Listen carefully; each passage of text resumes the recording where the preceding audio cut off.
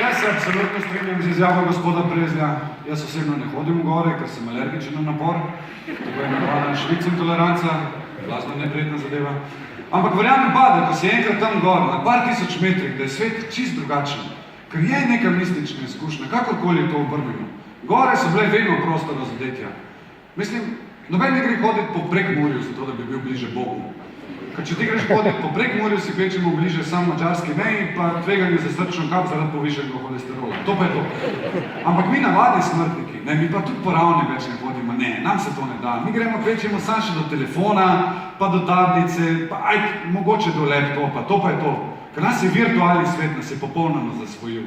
In iz nas je naredil nekaj, kar mi nismo.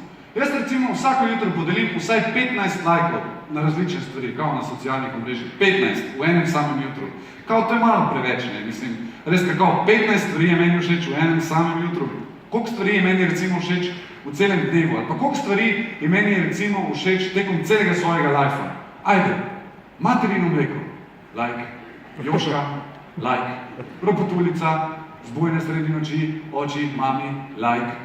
Srebrna barvica, Anita iz 6. razreda, ki je 3 leta starejša in te mi šnirkla 5%, like, šola v naravi, like, počitnice, like, palačinke z nutelo, smučanje, Maja iz 6. razreda, ki je tvoja paralelka in te mi šnirkla 5%, poham piščanc, prvi poljub, prvo pivo, vse so šolke v gimnaziji, like, muzika, ki živcira tvoje starše, frizura, ki živcira tvoje starše, fakulteta, ki živcira tvoje starše, punca, ki živcira tvoje starše, ravno to, da se z njo poročiš, medium rare, pečena govedina, like. In to je to.